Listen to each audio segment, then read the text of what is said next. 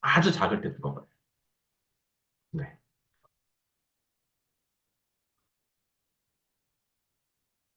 오른쪽에 있는 논문이 지금 이러한 말에 있어서의 치사 우성 백색 유전자에 대해서 설명하고 있어요.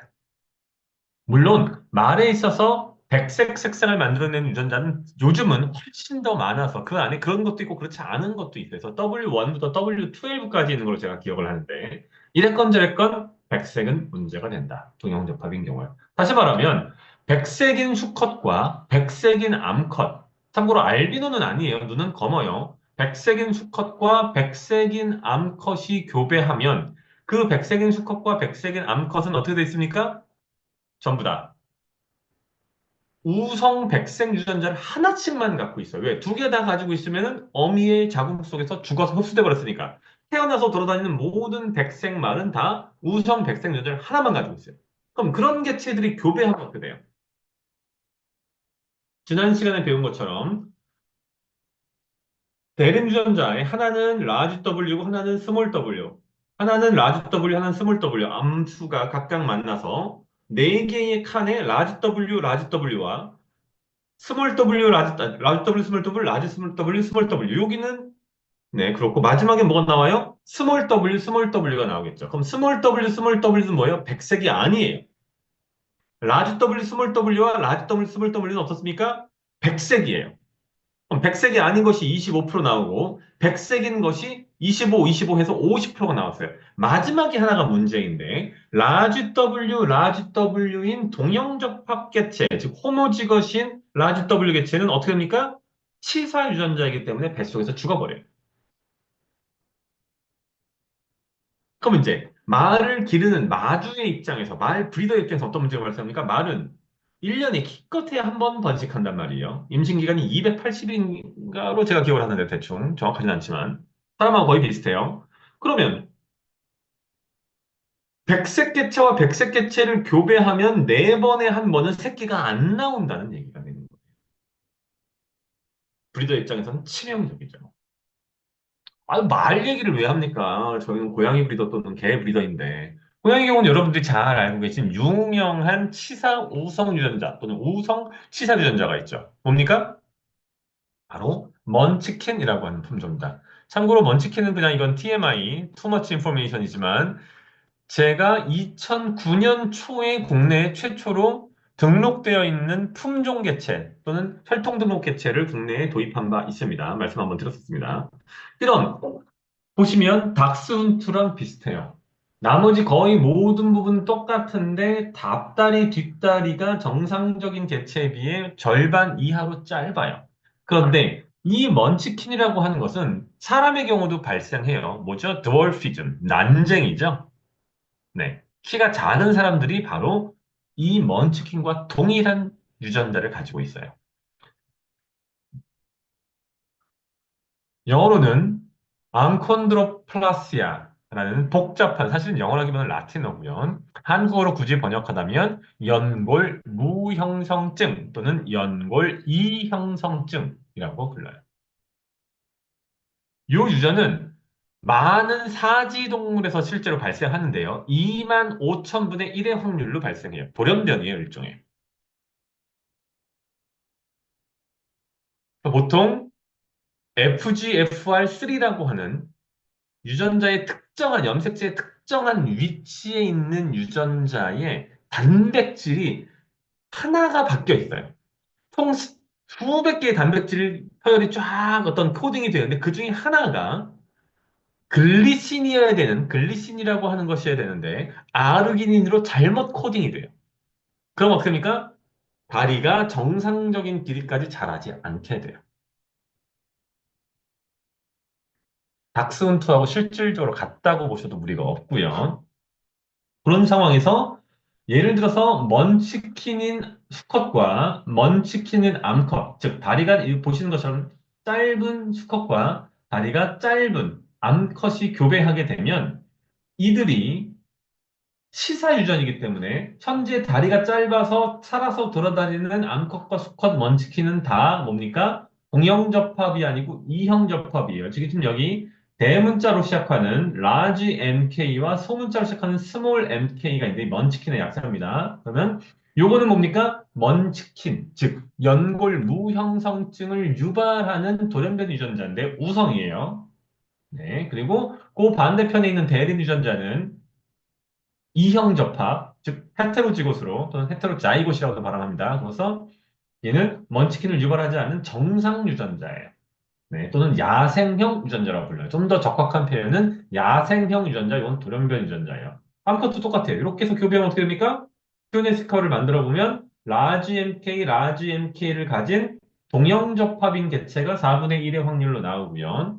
스몰 MK, 스몰 MK를 가진 동형접합 개체가 마찬가지로 4분의 1의 확률로 나오고요. 라지 MK, 스몰 MK, 라지 MK, 스몰 MK로 되어 있는 이형접합 개체가 25%, 20%, 4분의 1, 4분의 1에서 50%의 확률로 나옵니다. 문제는 요거죠. 네. 요 녀석들은 어떻게 합니까? 어미의 뱃속에서 배아가 제대로 성장하지 못하고 죽어버려요. 네. 그래서 뱃속으로 흡수돼 버려요. 따라서 최종적으로 성장해서 태어나는 것은 세 마리, 그러니까 네 마리 중에서 한 마리 날아가고 세 마리만 태어난다고 했을 때 그중에 두 마리는 어미와 똑같이 다리가 짧은 형질을 가지고 태어나고 나머지 한 마리는 다리가 긴 이른바 논 스탠다드, 스탠다드가 아닌 개체가 태어나게 돼요. 아휴, 개 얘기도 좀 해주세요.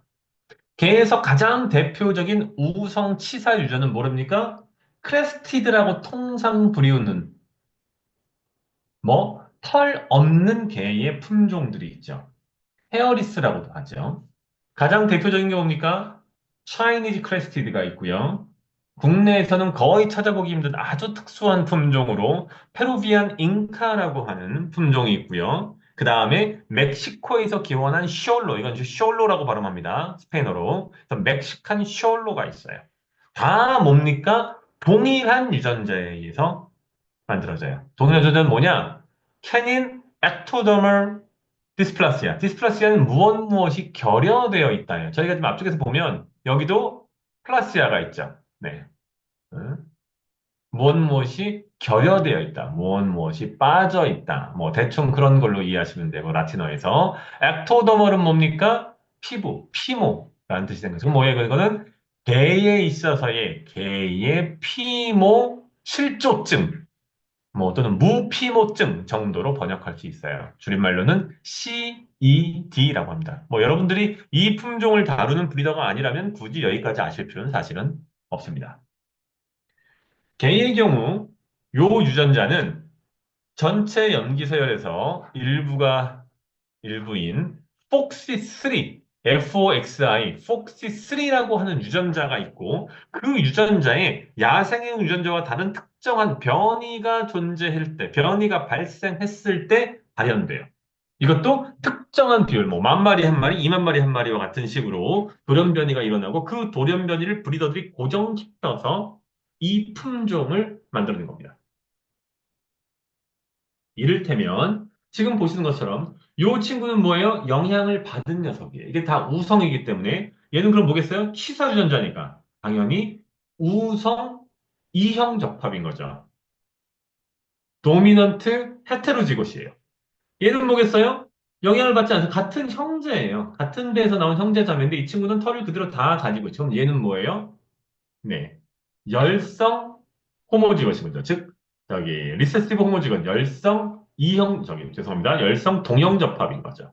그럼 여기 원래 얘랑 똑같은 애가 하나가 더 있고, 네 마리가 태어났다라고 하면, 확률적으로 봤을 때, 그리고 또 난 누구예요? 죽은 애가 있겠죠. 죽었다기보단 배아 형성 단계에서 배아가 제대로 성장하지 못하고 흡수된 거니까 뭐 죽었다는 말을 쓰기도 힘들죠. 배아 단계에서는. 네. 그래서 원래는 네 마리가 태어났다라고 하면 하나는 동형접합인 우성개체이고 하나는 이 동형접합인 열성개체이고 두 마리는 이형접합개체인데 얘가 없어졌기 때문에 이렇게 해서 하나 더 해서 세 마리 보통 태어난다. 브리더 입장에서는 이런 품종들은 다루기가 조금 어렵죠. 네, 기본적으로 이른바 마케터블, 시장 내에서 사람들이 이와 같은 무모증인 개체를 찾을 때에는 무모인 개체가 특별한 가치를 가져서 미적 가치를 갖고 있기 때문에 찾는 거예요. 그런데 브리더 입장에서 이런 개체, 이런 품종들을 교배하게 되면 하나가 덜 나오는 상황이 자꾸 벌어지는 거죠. 산자 수가 줄어드는 문제가 있는 거죠. 그리고 동시에 이와 같이 이른바 마켓업을 하지 않은 시장에서 가치를 인정받기 힘든 논 스탠다드, 스탠다드로 인정받기 힘든 개체들이 나오기 때문에 초보 브리더로서는 참 어려운 일이에요. 조금 더 들어가서 보면 퓨네스케어를 만들어 보면 예를 들어서 차이니즈 크레스티드라고 할 때 차이니즈 크레스트 개체의 어미와 아비는 둘 다 HR, 요즘 H, 라지 H, 대문자 H로 시작했기 때문에 뭡니까? 헤어의 약자인 거고 얘가 바로 털이 나지 않도록 하는 돌연변이 유전자, 우성 돌연변이 유전자라는 사실을 알 수 있죠. 그런데 동시에 뭐가 있어요? 대림 유전자로 뭘 가지고 있습니까? 털이 정상적으로 나는 야생형 열성 유전자를 동형적합, 죄송합니다. 대림 유전자를 가지고 있죠. 엄마도 똑같아요. 암수가 바뀌어도 관계없습니다. 그럼 이런 상태에서 교배하면 어떻게 됩니까? 요 앞에 있는 것이 얘랑 만나고, 요 뒤에 있는 게 앞에 거랑 만나고, 앞에 있는 게 뒤랑 만나고, 뒤에 있는 게 뒤랑 만나서, 즉, 앞서 보신 것처럼 이런 형태의 퓨네 스퀘어를 그릴 수 있고, 그렇게 해서 퓨네 스퀘어를 그리면 어떻게 된다? 우성 유전자를 동형접합으로 갖고 있는 개체가 25%, 우성 유전자와 열성 유전자를 이형 접합으로 가지고 있는 개체가 25, 25에서 50%, 그 다음에 열성 유전자, 즉 털이 정상적으로 나는 야생형 유전자를 동형접합으로 가지고 있어서 논스탠다드로 태어난 개체가 25%인데 아쉽게도 이 개체는 배아 단계에서 성장하지 못하고 죽어서 흡수돼 버린다. 그럼 우리는 실제로 요 세 조합을 얻게 되겠죠. 만약에 이런 개체를 아예 이렇게 교배한다라고 하면 네, 50%, 50%가 나오게 되겠죠. 즉 우성과 열성의 이형 접합이어서 털이 긴 개체가 50% 나오고 털이 없는 개체가 50% 나오고 털이 정상적으로 있는 개체가 50% 나오게 되겠죠. 잘 따라오고 계십니까? 여기까지 혹시 어려운 점 또는 질문 있으십니까? 제가 어려운 얘기는 웬만큼 안 하고 있습니다. 가급적이면 쉽게 쉽게 가고 있습니다. 네. 정말 어려운 얘기들은 이제 뒤쪽에서 조금씩 나오기 시작하고 그다음에 요것 이후에 고급 과정, 응용 과정, 그다음에 각각의 품종 동물병 과정에서 네, 진짜 어려운 얘기들이 나올 겁니다. 요 비슷한 제가 이제 비슷한 케이스를 계속 찾아내서 말씀드리는 거예요. 개와 고양이 이외에 말도 말씀드리고 쥐도 말씀드리고 여러분들의 이해를 돕기 위해서. 지금 앞서 말씀드린 개와 고양이는 가장 대표적인 우성치사 유전자라서 제가 말씀드리고 이것 이외에도 다른 우성치사 유전자들이 분명히 존재합니다. 각각의 품종별로 아실 거예요. 고양이는 그렇게 많지 않지만 개는 꽤 많이 있습니다. 자, 마우스의 경우에도 비슷한 것이 있는데요. 보통 우리가 A에 상첨자 Y를 써가지고 하는데 표시할 때 이거 표기 방법은 그때그때 다 달라요. 네, 학자들마다 다 다르기 때문에 신경 안 쓰셔도 돼요. 자, 우성인데요. 털을 뭐 어떻게 만드냐? 누리끼리하게 브라운 색깔로 만들어진 유전자가 있는데 이 유전자는 뭐다? 우성치사 유전자예요. 이것의 반대되는 야생형 유전자는 털을 회색으로 만들어요. 쥐가 보통 진한 회색이잖아요. 진한 회색이잖아요. 그래서 이게 원래 야생 유전자이고 이게 돌연변이를 일으켜서 요 위에 상첨자 Y, Y는 옐로우를 의미해요. 이거 표기 방법은 다 다르기 때문에 신경 안 쓰셔도 돼요. 그러면 요 A, 라지 A의 상첨자 Y는 뭘 만들어낸다? 상첨자가 붙은 것은 황색 개체를 만들어내는데 그것이 무엇이다? 도미넌트 레타르진, 즉 우성 치사 유전이다. 라고 정리해 드릴 수 있어요. 그럼 어떻게 됩니까? 브라운 개체와 브라운 개체가 만나면 얘네는 다 대문자 Y를 상첨자로 가지고 있는 브라운 칼라의 이형 접합 개체이고 지금 들어오신 분들은 조금 못 쫓아올 수 있는데 저희가 요거를 가공해가지고 유튜브에 일정한 부분들을 공개하고 있으니까 찾아서 다시 한번 좀 봐주시면 감사하겠습니다. 그러면 그렇게 해서 대문자 Y 상첨자, 즉 우성인 브라운 칼라를 유발하는 유전자를 동형적합으로 두 개 가지고 있는 층은 어떻게 된다? 똑같이 앞서 본 것과 마찬가지로 차이니즈 크레스트 독이나 페루비안 잉카 독이나 멕시칸 숄로 독이나 또는 기타 뭐 먼치킨에서 본 것 또는 백마에서 본 것과 같은 방식으로 뱃속에서 폐사하게 된다. 참고 자료가 안 나오나요? 뭐가 문제지? 제가 한번 다시 껐다가 네, 네, 다시 한번 해보겠습니다.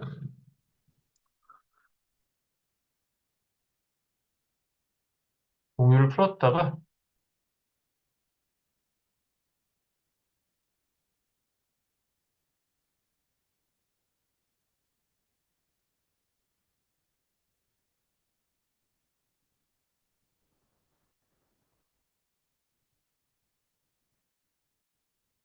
잘 보이시는지 모르겠습니다, 김 선생님.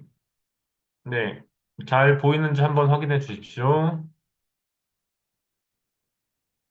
아, 네네, 네, 제가 어버버 해가지고 뭐 이상한 바로바로 말씀 주십시오.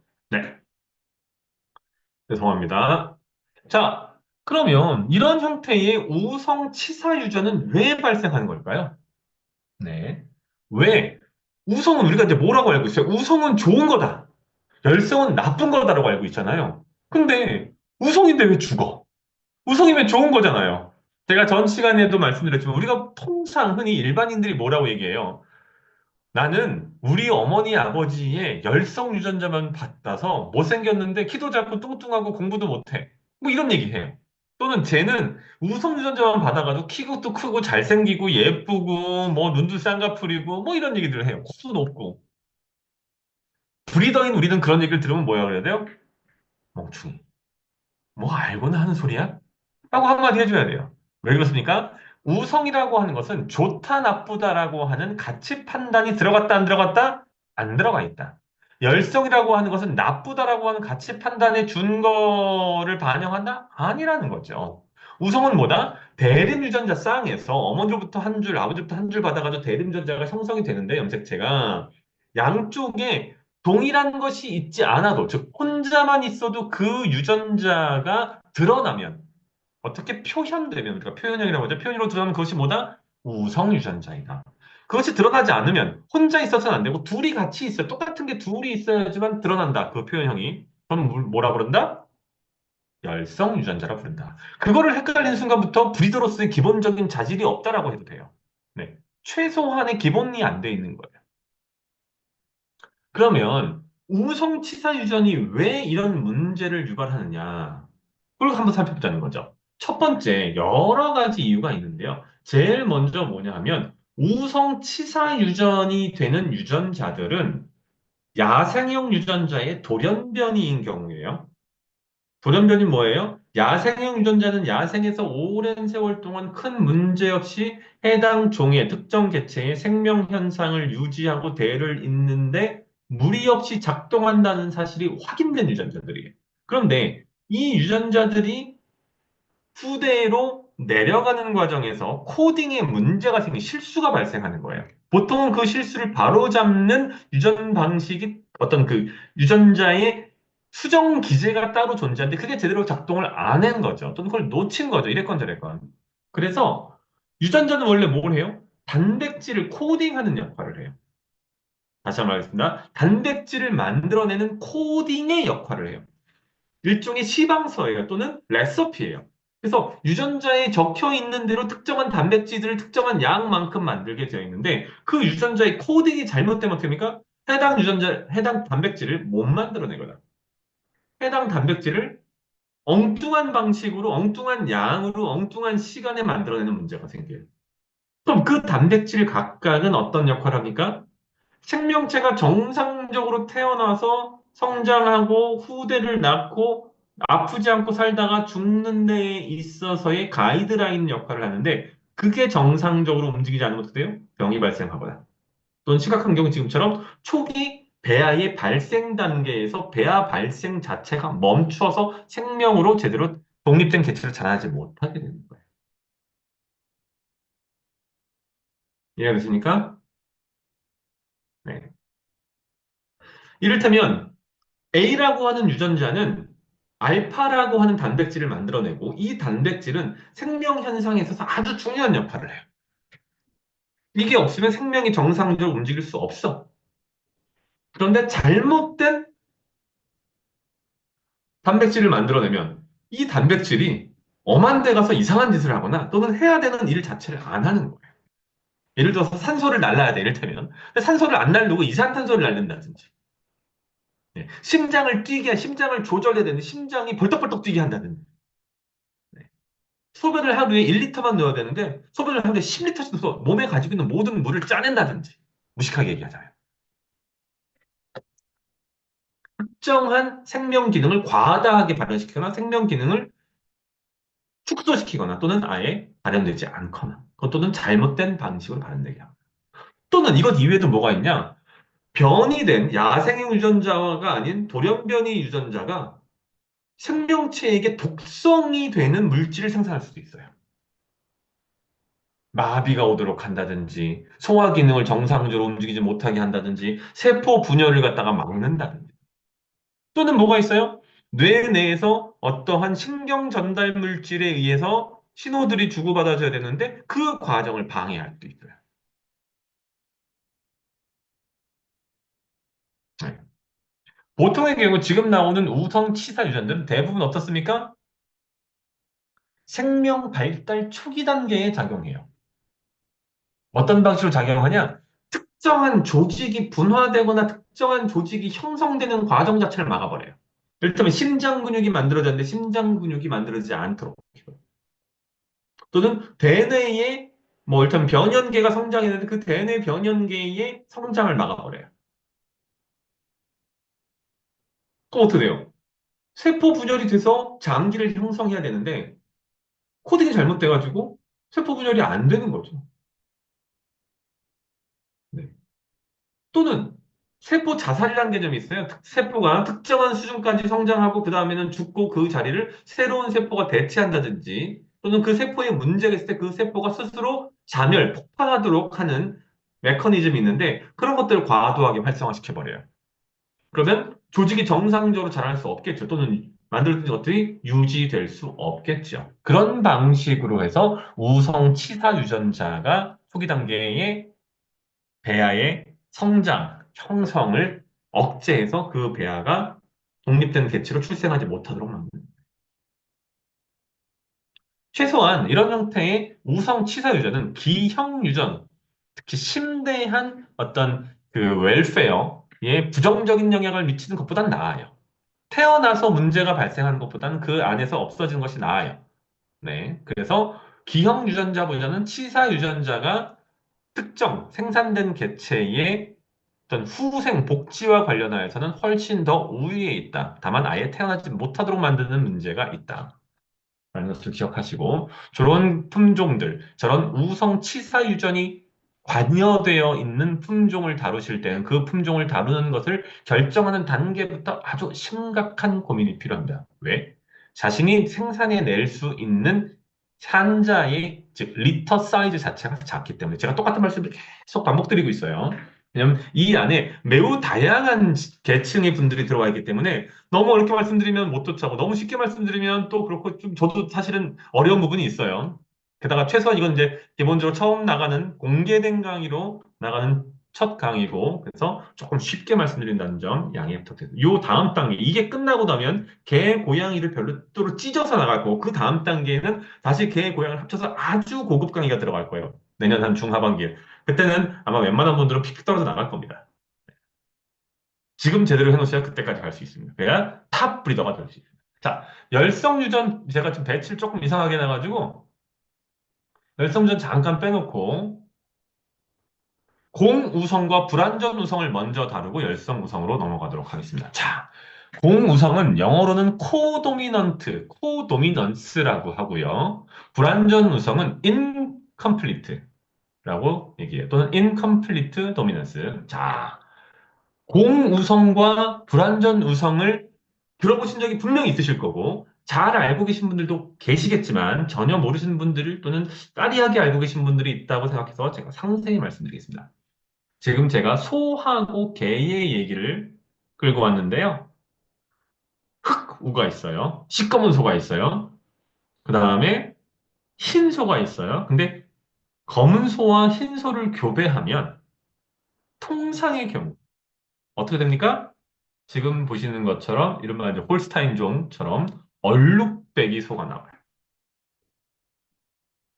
이거는 왜 그러냐 하면 검은 소의 검은 이건 이제 소의 얘기입니다. 검은 소의 검은색을 만들어내는 유전자도 우성이에요. 라지 B, 블랙의 라지 B로 표현하고요. 흰 소를 만들어내는 유전자도 우성이에요. 라지 W로 표기해요. 그런데 이 둘 사이에 우열이 없어요. 둘 다 우성이에요. 그래서 둘 다 표현돼요. 그럼 어떻게 됩니까? 검은색도 표현되고 흰색도 표현되어서 지금 보시는 것처럼 얼룩배기 소가 돼요. 소의 경우 그런 거예요. 다른 동물들도 다릅니다. incomplete dominance, 즉 불완전 우성은 그 누구도 상대방을 압도하지 못해요. 이건 지금 상대방이 양쪽 그 누구도 지지 않는 거야. 완전히 팽팽한 줄다리기 상황이 돼서 둘이 가지고 있는 형질이 특정 개체에 그대로 표현되는 거예요. 소실되지 않고. 그것을 우리는 뭐라 부른다? 코도미넌스, 즉 공우성 또는 공동우성이라고도 해요. 불완전 우성은 둘 다 우성인데 상대방을 압도하지 못할 뿐더러 자신이 가지고 있는 원래의 표현형 형질이 둘의 영향을 서로 미쳐서 제3의 형질로 드러나는 거예요. 존재하지 않는 제3의 형질로. 가장 대표적인 게 뭡니까? 개에 있어서의 블랙. 여기도 마찬가지로 라지 B로 표기합니다. 그다음에 개에 있어서의 화이트, 백색, 라지 W로 표기해요. 이런 개체끼리 교배하면 통상의 경우 뭐가 나옵니까? 지금 보시는 것처럼 네. 검은색도 아니고 흰색도 아닌 그 두 가지 색깔을 짬뽕한 것과 같은 컬러의 개체가 나와요. 이런 것을 우리는 뭐라 부른다? 네. 불완전 우성, incomplete dominance라고 불러요.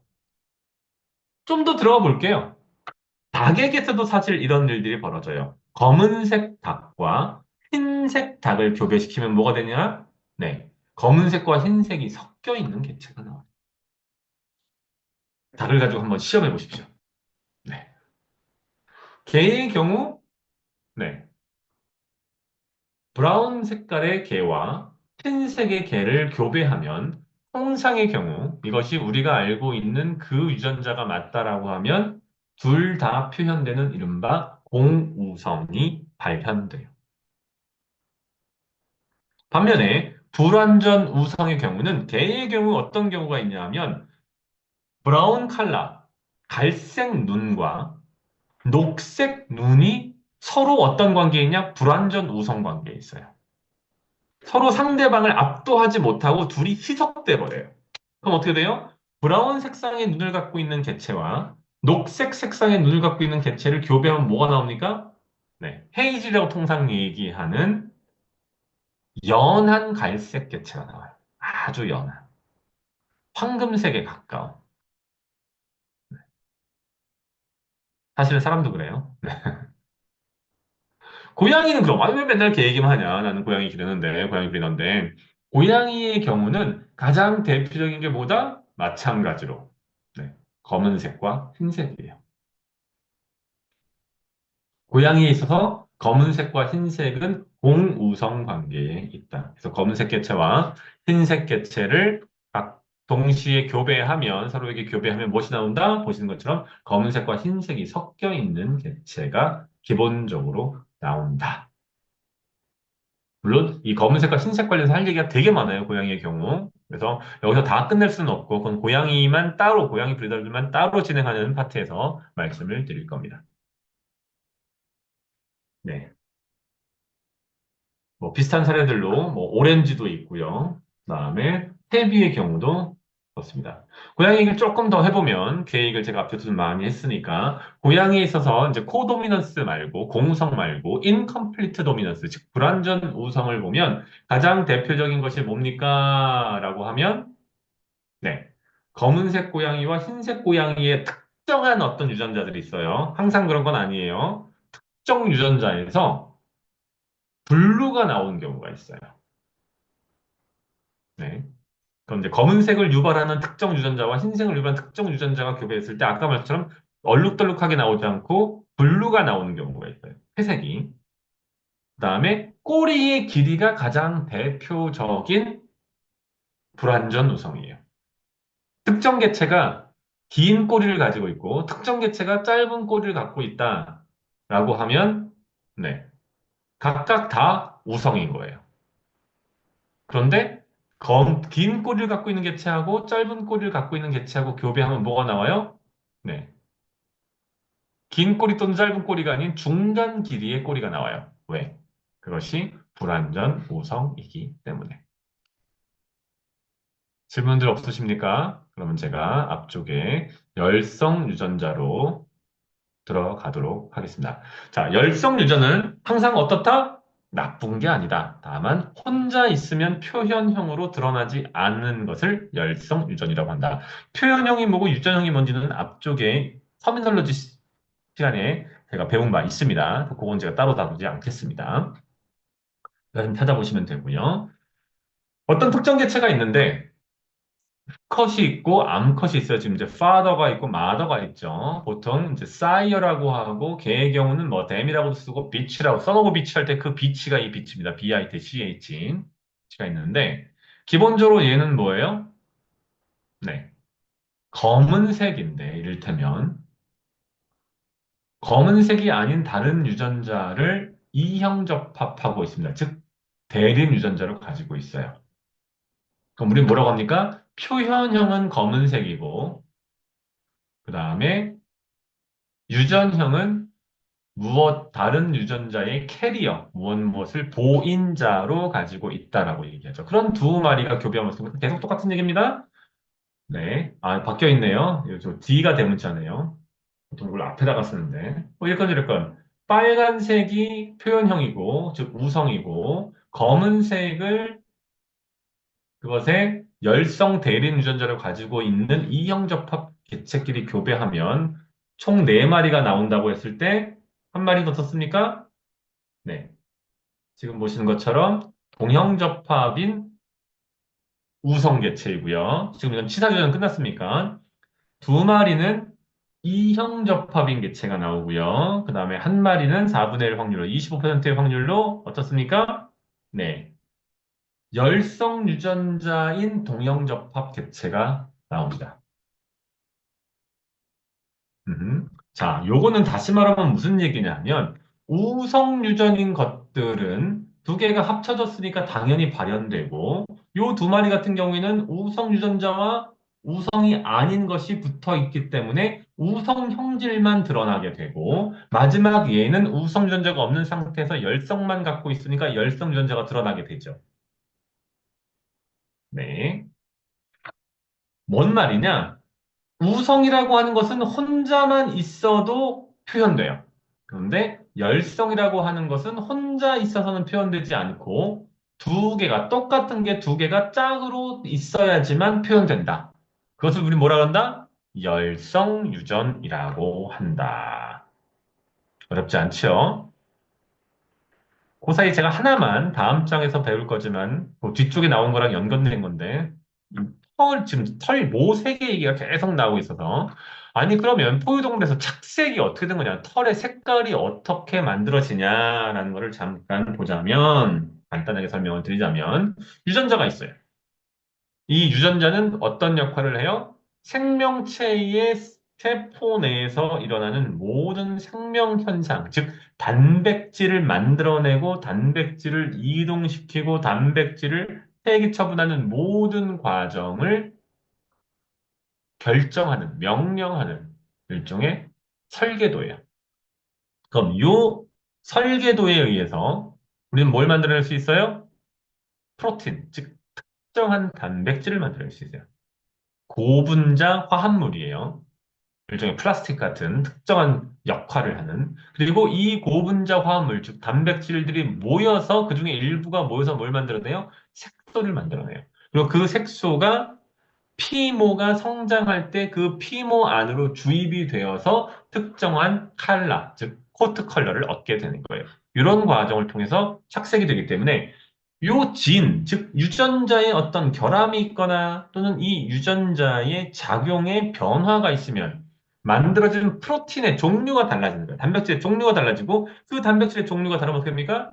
피그먼트, 즉 색소가 달라지는 거예요. 색소가 있기도 하고 없기도 하고 강하기도 하고 옅기도 하고 빨갛기도 하고 노랗기도 하고 파랗기도 하고. 참고로 포유동물에는 빨간 거는 없죠. 뭐 빨갛다고 하면 하겠지만 우리가 통상 알고 있는 새빨간 그런 색깔은 아니고 브라운 색깔이나 젓갈색 정도가 나오겠죠. 최소한 초록색은 없죠. 네, 초록색과 파란색은 포유동물에는 없습니다. 조류와 양서 파충류까지는 있는데 포유동물로 넘어오면서 초록색, 파란색을 만들어내는 기전 내지는 색소가 사라져버렸어요. 참고로 조류의 경우는 파란색을 만들어내는 것이 우리가 구조적 색상이라고 해서 칼라에 의한 것이 아니고 깃털의 내부의 어떤 물리적인 구조에 의해서 만들어져요. 들어온 빛을 반사하고 산란하는 데 있어서 어떤 작용을 미쳐서 그렇지 실제로 파란색 색소가 있는 것은 아니다. 조류의 경우는 그 말씀은 제가 드리고요. 자, 그럼 개의 경우 가장 대표적인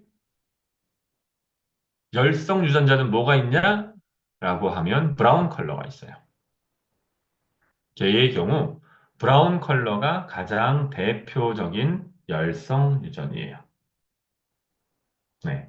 그 얘기는 다시 말하면 검은색으로 보이는 두 마리를 교배한다고 했을 때 품종과 관계없이 검은색의 개체를 교배한다고 했을 때 그 개체들이 만약에 겉으로는 표현형으로 검은색이지만 실제 유전형은 라지 B 말고도 대린 유전자로 스몰 b, 즉 열성 브라운 유전자를 가지고 있다라고 하면 그 밑에서 얼마든지 뭐가 나올 수 있다? 25%의 확률로 죄송합니다. 동형 접합인 열성 브라운 개체가 나올 수 있다. 라는 의미예요. 나는 분명히 검은색 개를 사왔어요. 그 검은색 개와 검은색 개를 교배했는데 거기서 갈색 개가 나왔어. 이거 뭐야? 나한테 장난친 거야가 아니라는 거죠. 네.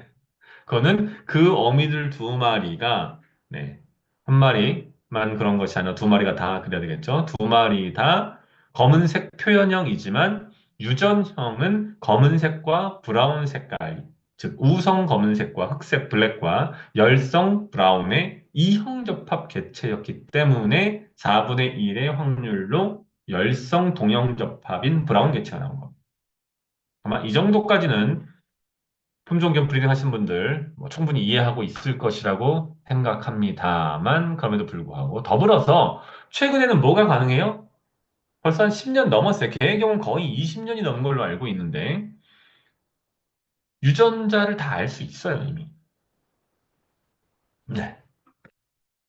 입안에 상피세포만 면봉으로 해가지고 미국으로 보내면 미국 UC 데이비스, 네, 에서 데이비스 대학에서 캘리포니아 대학교 데이비스 뭐 분교라고 해야 되나? 하여튼 UC 데이비스에 있는 어, 개, 고양이를 비롯한 주요 동물의 유전자 검사 전문 센터에서 다 확인해줘요. 얘가 어떤 유전자를 갖고 있는지. 돈 많이 안 들어요. 한 4, 50달러 하면 돼요. 보내는 비용 다 합쳐도 7, 8만 원에서 10만 원 사이에. 그러면 어미가 가지고 있는 모든 유전자 하나당 그만큼이에요. 한 40달러 받아요. 그거를 미리 확인을 하고 여기서 어떤 컬러가 나오는지 알 수 있습니다. 자, 고양이의 경우 가장 대표적인 열성 유전자는 뭐다? 뭐 여러 가지 유전자가 있지만 가장 대표적인 것 중에 하나가 뭐다? 바로 피모의 길이에요. 원래 고양이는 어디서 왔습니까?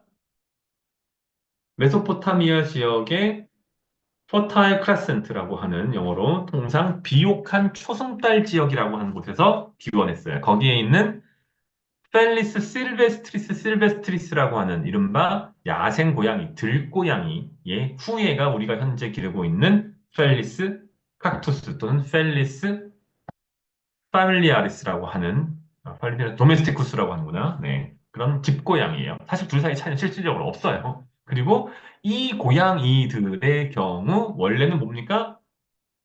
단모예요. 그런데 이 고양이들이 교배하고 번식하는 과정에서 장모 개체들이 돌연변이로 나왔고 그 장모인 돌연변이는 열성유전이에요. 보통 짧은 펄을 라지 L로 표기하고요. 털이 긴 장모 고양이를 스몰 L, 소문자 L로 표기해요. 네. 그러면 장모가 되기 위해서 어떻게 돼요? 장모가 이게 그 저기 부인의 그게 아닙니다. 네. 장모, 롱헤어 고양이가 되려면 스몰 L 두 개를 같이 가지고 있는 동형적합 개체여야 돼요. 그런 개체만 털이 길게 나와요. 이 얘기는 다시 말하면 뭐예요? 짧은 털인 개체끼리는 아무리 교배해도 긴 털이 나올 수 있다, 없다? 없다. 반면에 긴 털인 개체끼리 교배하면 짧은 털이 나올 수 있다, 없다? 없다는 걸 의미하죠. 왜 그런지는 제가 설명을 안 드려도 알겠죠. 충분히 아시겠죠. 왜? 짧은 털 개체가, 죄송합니다. 하나만 더 정식으로 가면. 짧은 털 개체끼리는 교배해도 상황에 따라서 긴 털이 나올 수도 있어요.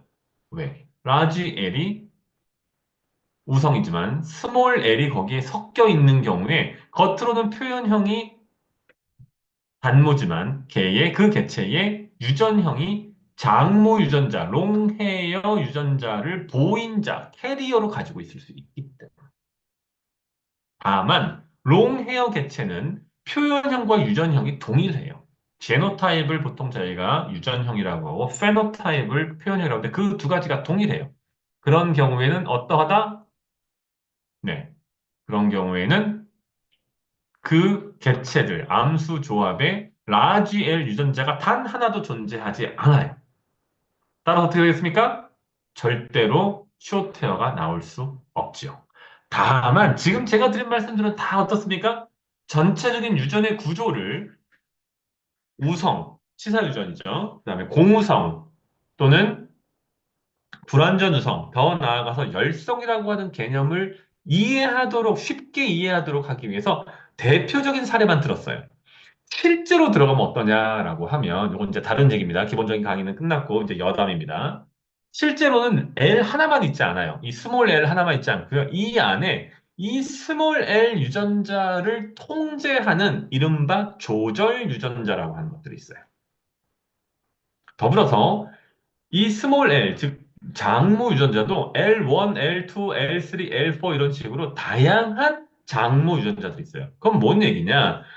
제가 과거에 지금도 어느 정도 관여하고는 있지만 롱헤어 벵갈을 브리딩한 적이 있어요. 벵갈이라고 하는 무섭게 생긴 네, 표범처럼 생긴 고양이인데 그 중에 보통 단모인데 그것의 장모 롱헤어 버전을 제가 브리딩한 적이 있어요. 이 장모 롱헤어 벵갈은 털이 길다고는 하지만 진짜 길진 않아요. 사실은 굳이 말을 하자면 중모 정도예요. 털 길이가 한 5cm를 넘지 않아요. 동시에 제가 렉돌이라고 하는 고양이를 브리딩한 적이 있는데 이 친구들은 털 길이가 7cm가 넘어요. 저는 브리딩한 적이 없지만 고양이 하면 보통 국내에서 고급 고양이라고 알려져 있는 희귀한 고양이라고 알려진 페르시안 같은 경우는 털 길이가 최대 12cm가 넘어요. 그러면 얘네는 다 장모, 즉 롱헤어라고 하는 그룹 안에 들어가 있지만 실제 털의 길이는 다 다르죠. 그럼 이것은 뭡니까? 하나는 조절 유전자라고 하는 여기서 지금 설명하지 않고 있는 다른 유전자들, 보통 저희가 다인자 유전, 여러 가지 유전자가 복합적으로 작용해서 영향을 미치는 측면이 하나가 있고요. 또 하나는 뭐가 있다? 롱헤어를 유발하는, 긴 털을 유발하는 유전자가 여러 번 돌연변이 된 거예요. 전 세계 각지에서 서로 다른 시기에 서로 다른 방식으로 돌연변이가 발생했고, 그게 혼재되어 있어요. 그러다 보니 어떤 롱헤어 유전자를 가지고 있냐에 따라서 털 길이가 달라져요. 또 거기에 대해서 조절 유전자가 누가 붙냐에 따라서 그 안에서 다시 털 길이가 또 미세하게 달라져요. 그거는 고양이만 그렇습니까? 아니요. 개도 마찬가지예요. 개의 경우 브라운 컬러라고 했을 때 여기서는 제가 블랙과 브라운을 대비하여서 라지 B와 스몰 B로 1차원적으로 단편적으로만 비교했습니다. 하지만 꼭 그렇지는 않아요.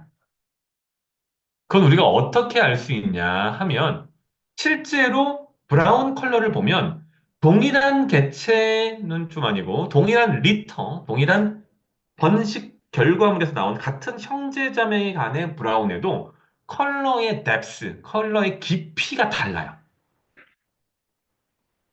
그거는 왜 그러냐 하면 브라운을, 그럼 뭐 먹이가 달라냐? 아니요, 똑같은 먹이에요. 똑같은 부모 트라ンス. 그럼 뭐가 다른 거냐면 그 브라운 컬러를 만들어내는 조절 유전자들이 다른 거예요. 또는 더 나아가서 피모, 특정한 코트가 있으면 그 코트의 구조를 만들어내는, 그럼 결국은 다 단백질로 만드는 건데 그 구조를 만들어내는 유전자들이 다 다른 거예요. 조금씩 상이한 거예요. 그래서 똑같은 브라우지만 어떤 개체는 연하고요. 어떤 개체는 진해요. 이게 이제 아주 재밌는 부분이자 동시에 브리더를 힘들게 만드는 건데, 피모의 색깔이 중요한 경우도 있어요. 보통 검은색이나 흰색이 그러해요.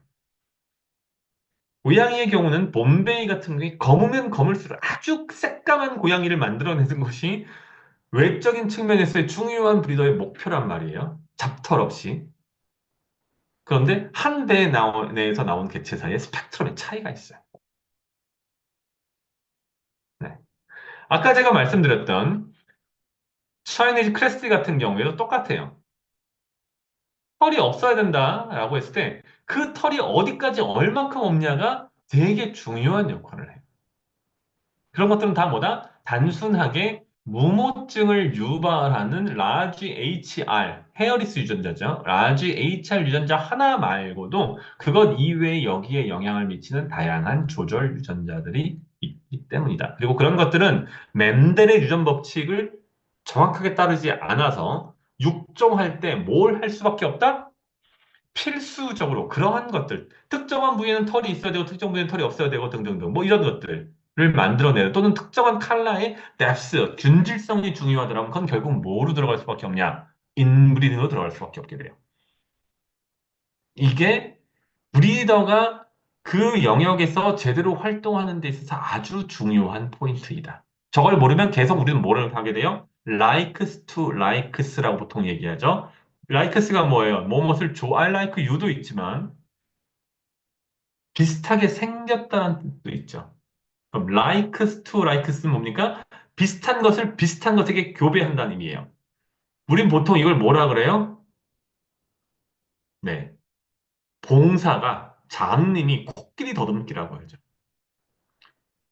뭔지 모르는 일을 한다는 거예요. 그 안에 실제로 뭐가 있는지 모르는, 누군가가 저처럼 생겼어요. 그럼 저처럼 생긴 사람이 저처럼 생긴 여자, 참 불쌍한 여자인데 그런 여자는 네, 시집 못 가겠네요. 제 동생이 저랑 똑같이 생겼는데 시집 못 가고 있습니다. 저처럼 생긴 사람이 저처럼 생긴 여자를 만나서 아이를 낳는다고 그 아이가 저처럼 생길 가능성이 있냐? 별로 없다는 거예요. 그럴 수도 있지만 그렇지 않을 가능성이 매우 높다는 거예요. 그게 우리가 이른바 얘기하는 뭐예요? likes to likes 교배예요. 메이팅이에요. 현재 국내에서 고양이이건 개이건 다른 어떤 동물이건 품종 동물의 경우 가장 흔히 벌어지는 교배 방식이 뭐다? likes to likes예요. 왜? 인브리딩에 대한 두려움을 갖고 있기 때문에. 그런데 방금 말씀드렸던 그런 조절 유전자라든지 우리가 정확하게 알 수 없는 다인자 유전에 의한 경우에는 likes to likes를 하게 되면 뭐가 나온다? 아무것도 아니다. 속된 말로 똥이 나온다. 그런 경우 그럼 어떻게 되냐? 페디그리를 분석해서, 즉 혈통을 분석해서 혈통 관계가 높은 개체끼리 그 특성을 공유한다는 전제에 그런 개체까지 교배하거나 또는 설사 그 특성을 100% 공유하지 않을지라도 혈통 관계가 매우 밀접하게 브리딩되어 있는 어떤 그 근연성을 높게 갖고 있는 개체들끼리 교배하고 그 과정에서 적절하지 못한 개체는 컬링하고 남아있는 개체를 계속해서 교배해서 이른바 순계 교배 또는 라인 브리딩 또는 인브리딩을 하게 되면 인브리딩 순계 교배지만 하게 되면 우리가 원하는 개체가 나올 가능성을 점점 어떻게 할 수 있다? 높일 수 있다. 그 얘기를 하는 것으로 연결되게 됩니다. 오늘 기본적인 얘기했고 질문들을 좀 주셨으면 싶은데 이거 질문 나올 것 같은데 질문이 안 왔다. 참고로 각각의 개나 고양이의 수많은 유전자가 어떻게 움직이는지 저한테 질문하시면 제가 바로바로 저도 답변할 방법이 없어요. 제가 그 개의 경우 알려진 유전자가 수천 개가 넘고요. 네, 그 유전자의 작동 방식은 다 다릅니다. 그걸 제가 100%다 답변할 수 있는 능력은 안 됩니다. 저도 그런 건 자료를 찾아봐야 되기 때문에 제 머리로 기억을 하지 못하고 질문들 참 주셨으면 좋겠는데, 네, 그렇고요. 다음 시간에는 저희가 무엇을 얘기하려고 하냐 하면, 유전자의 침투율에 대해서 이야기를 하고요. 더 나아가서 다인자 유전이라고 하는 부분, 폴리제닉 인헤리턴스라고 하는 영역에 대해서 이야기하고, 이 부분들을 이야기하면 저희는 자연스럽게 오늘 마지막에 이야기한 것처럼 어디로 넘어갑니까? 드디어 인브리딩과 라인 브리딩으로 넘어가게 됩니다. 네. 그래서 다음 시간에 이 침투율, 유전 침투율하고 다인자 유전에 대해서 주로 다루고, 다룰 수 있으면 인브리딩의 초기 단계까지 조금 더 다루고, 그렇지 않으면, 요것은 1월 말로 제가 넘기도록 하겠습니다. 12월 중순에 그러니까 유럽 쪽으로 한 달 정도 지금 출장을 가야 돼서 빼놓고 다녀와서 1월 중하순에 2주간에 걸쳐서 인브리딩에 대한 심도 깊은 이야기를 시작하도록 하겠습니다. 네, 이제 이런 형식으로 쭉 나가게 됩니다. 질문이 있는. 네, 말씀 주십시오, 오한봉 선생님. 네. 네, 제가 데리고 있는 애들이 네 마리가 있는데요. 네, 꼬리가 네, 말린 꼬리가 있고 장대 꼬리가 있어요. 네, 만약에 수컷이 장대 휘어진 꼬리, 네, 암컷이 휘어진 꼬리로 교배했을 때 네. 장대 빠빠시스는 그 종이 나올 수 있을까요? 백구하고 항구인데. 자, 이제 진도고요. 하나는 네. 꼬리가 말려 있고, 하나는 꼬리가 뻣뻣하다는 말씀이신 거죠? 그러니까 약간만 꺾여 있다라는 것이죠. 그러니까 한 놈은 말려 있고, 한 놈은 살짝 꺾여 있고. 네네. 네. 개의 꼬리, 요거는 제가 다음 시간에 아마 답변을 드리는 게 맞을 거예요. 아, 그래요? 왜냐하면, 네. 진도에 대해서는 사실은 연구가 많이 안 돼 있어요. 음, 그런데 개의 꼬리가 말리냐 아니면 말리지 않고 쪽 뻗냐에 대한 것은 일반적인 견 품종에서는 비교적 연구가 많이 되어 있어요.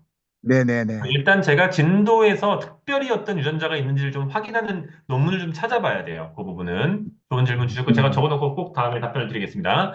그리고 네, 그냥 간략하게 말씀을 드리면 그건 결국은 제가 그냥 반대로 여쭤볼게요. 둘 다 말렸어요. 그 윗대에서 네, 계속 말린 꼬리였던 개체들끼리 교배하면 그 밑에 말린 꼬리가 보통 나오지요. 네. 맞아요. 그 상태에서 계속 말린 꼬리였던 개체의 후손과 계속 이 장대 꼬리였던 개체의 후손을 교배하면 그 밑에는 뭐가 나오던가요? 이게 반반 나오더라고요. 말린 것도 나오고, 장대꼬리도 나오고, 이런 경우가 있더라고요. 그러면 그 그래서, 사이, 네. 박사님, 그래서 이게 이제 숨는 수컷의 종으로 꼬리는 따라가는 그렇진 성향이 않아요. 있더라고요. 네, 그럴 그러더라고요. 가능성은 매우 낮아요. 아, 그래요?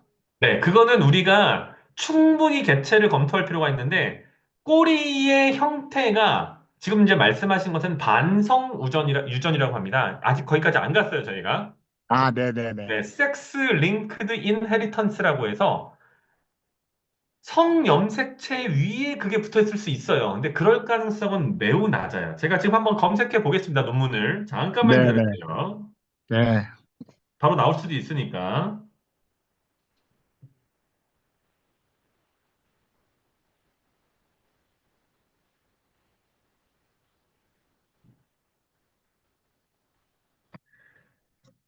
자, 보겠습니다.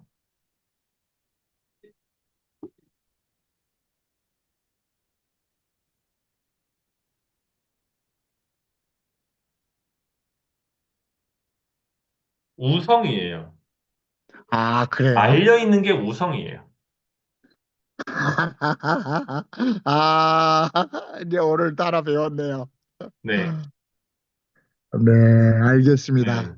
그러니까 기본적으로 유전에 의해서 되는데, 이게 지금 이제 맨델의 유전 법칙을 따르는 인자 하나에 의해서 움직이는 건 아니고요. 네. 다인자 유전이에요. 여러 가지 요소가 동시에 영향을 미치기 때문에 음, 말려 있는 개체끼리 계속 말려 있는 정도가 큰 개체끼리 계속 교배하면 점점점 말림의 정도가 심한 개체들이 나오게 되고요. 그 네. 과정에서 이른바 장대꼬리, 말리지 않은 개체하고 교배하면 그쪽으로 움직일 수 있는데 기본적으로는 말려 있는 꼬리가 우성이에요. 그래서 얘 엄마가 장대인데 지금 백구는 백구요. 네, 그래서 이번에 황구와 백구를 한번 교배를 해보려고 그러거든요. 네네, 브랜딩을 해보고 브랜딩이 그렇게 해서 새끼를 한번 내보면은 열쇠인데 걔 엄마가 전부 새끼가 5마리 중에 4마리가 장대가 나오고요. 네. 한 마리가 약간 틀어지더라고요. 음, 이게 이제 말씀드린 것처럼 이제 서구 품종을 대상으로 한 연구가 많이 되어 있는데 진도를 네, 대상으로 한 연구는 사실은 거의 없어요. 근데 그 차이가 크지는 않을 거예요. 지금 제가 나온 걸 쭉 그냥 읽어보면요. 뭐라고 나오냐 하면 논문에서 제가 이 논문을 그냥 띄워서 같이 보시는 걸로 하죠. 잠시만요. 네네, 네네, 이제 기본적인 강의는 끝났고요. 나가실 분들은 네네네. 나가셔도 되고 요 질문이 재밌으신 분들은 남아 계시면 됩니다. 다음 시간에 제가 또 뵙는 걸로 하고 네. 제가 다른 걸로 공유해 보겠습니다. 잠시만요. 이런 질문 들어보면 너무 좋아요. 저도 같이 공부할 수 있으니까 감사합니다. 잠시만요. 너무 좋네요. 저 이런 거 되게 좋아해요. 네, 잠시만요. 제가 화면을 공유하겠습니다. 잠시만요.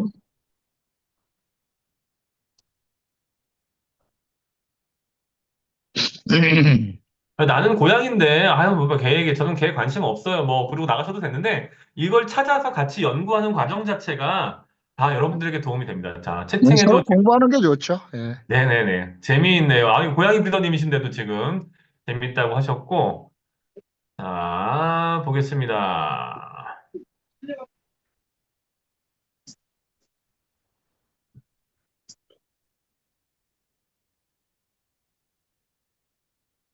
저도 모든 걸 다 기억하지 못하기 때문에, 저도 궁금한 게 네. 있으면 이제 이렇게 논문을 찾아봅니다. 네네네. 이제 뭐라고 나오냐라고 하면, 개의 구부러진 꼬리는 기본적으로 유전 때문입니다. 동시에 다른 것들도 이 과정에 중요한 역할을 합니다. 즉 뭡니까? 다인자 유전이란 얘기예요. 기본적으로는. 네네. 네네네. 음. 그리고 이제 뭐라고 나오냐라고 하면, 그 신경 다발이 있습니다. 뇌에서부터 척수를 통해서 꼬리 끝까지 내려가는 신경 다발이 있는데, 그렇겠죠. 예, 예. 네, 맞습니다. 그 신경 다발의 연결 강도가 꼬리의 형태를 좌우한다. 아, 머리에서 꼬리끝까지 가는 신경전달.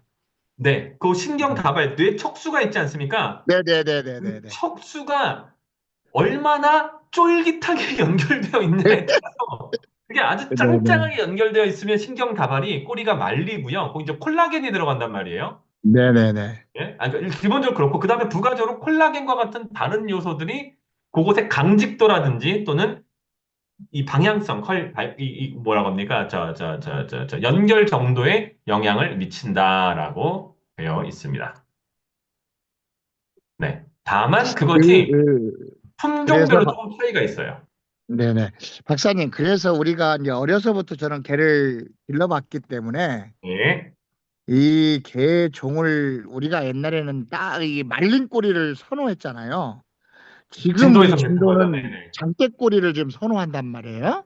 아, 네. 근데 애래 그 말린 꼬리들이 애들이 성품이 강해요. 보면은. 연관관계가 있을 수 있어요, 거기에.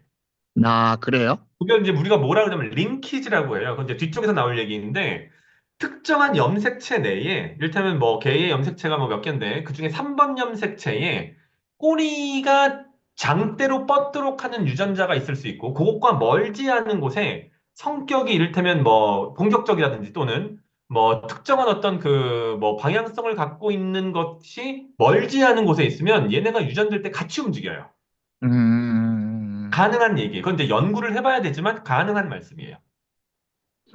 어쨌든 박사님 얘기를 들어보면은 네, 제가 선호하는 장대꼬리를 번식을 하려고 한다면은 네, 그런 종을 찾아서 브리딩을 해야 된다라고 나는 지금 결론을 내렸거든요.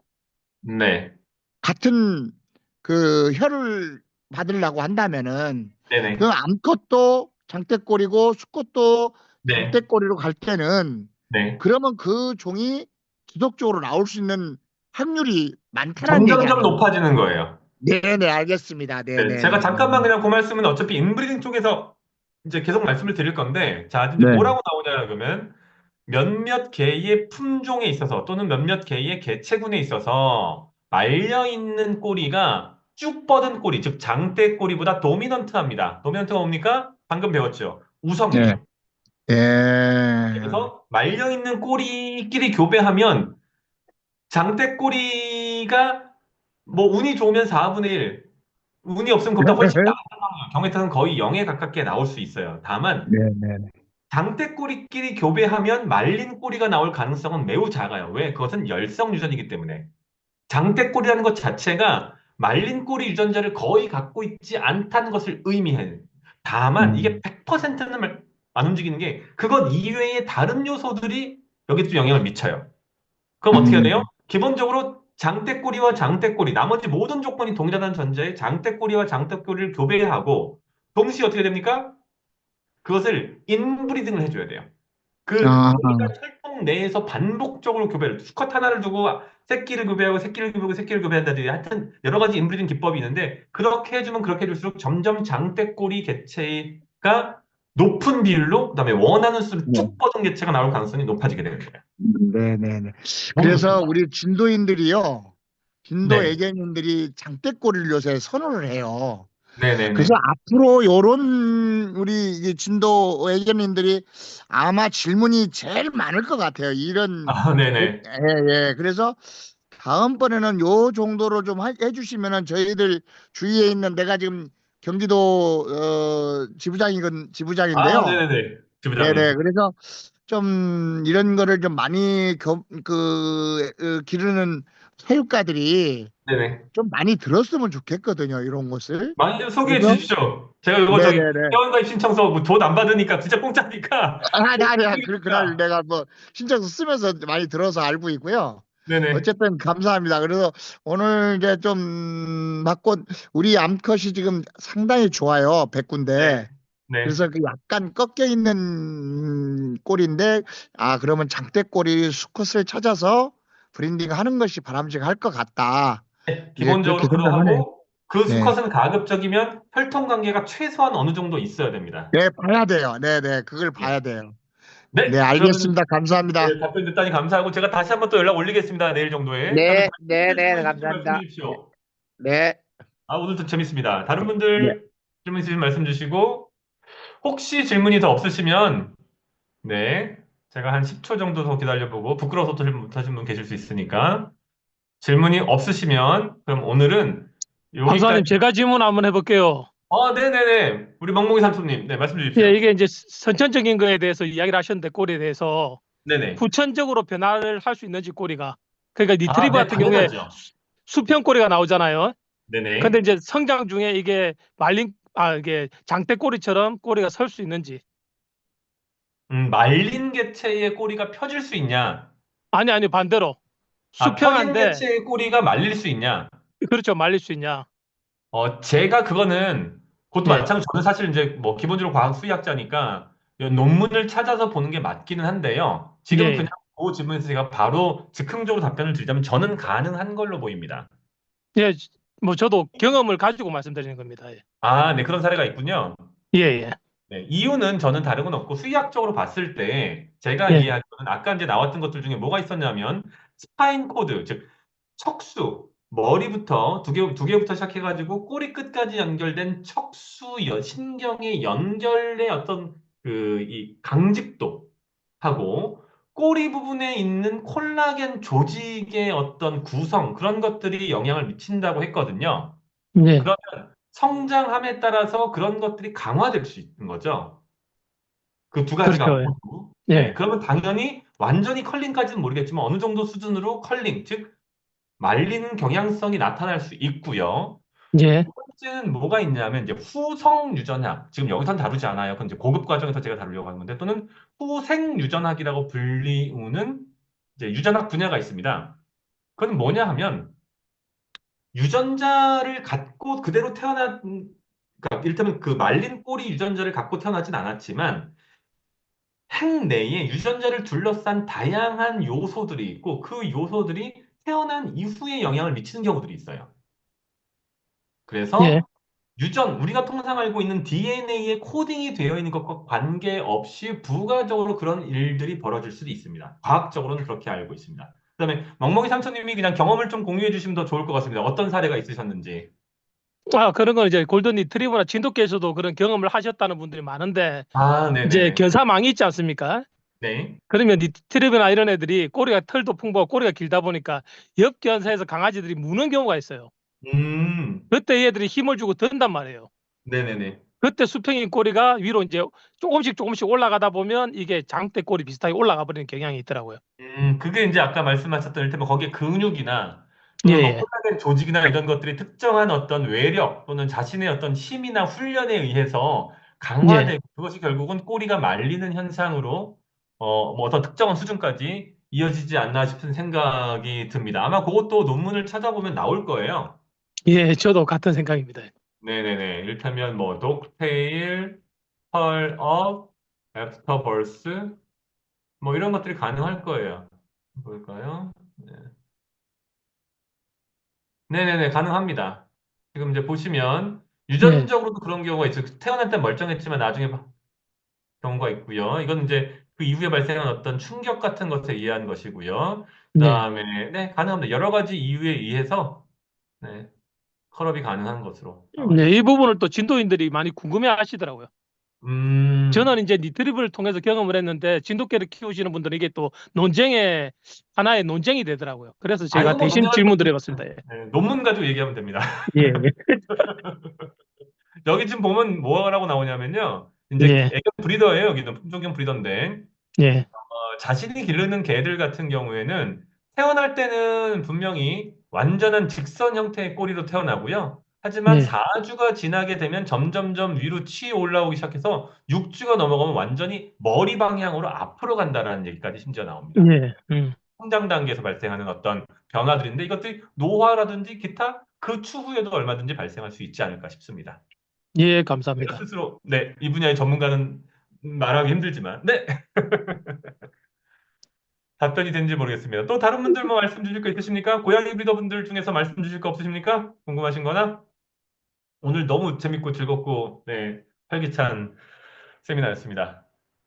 그러면은, 고양이 브리더분들은 보통 여성분들이 많으시고 수줍음을 많이 타서, 여기까지 그럼 제가 하는 걸로 하고, 긴 시간 동안 들어와 주셔서 재미없는 얘기 경청해 주신 데 감사 말씀드리고, 질문 주신 오한봉 지부장님, 그리고 우리 멍멍이 삼촌님, 감사합니다. 다음 주에 더 알차고, 가치 있는 세미나로 찾아뵙도록 하겠습니다. 주변에 좀 많이 알려주십시오. 그다음에 그 양식지 필요하면 말씀 주시면 제가 양식지 링크 보내드리겠습니다. 감사합니다. 들어가십시오. 네, 김원식 선생님 감사했습니다. 오랜만에 또 연락드리겠습니다. 잘 들어가십시오. 감사합니다. 네, 감사합니다. 네, 끊겠습니다.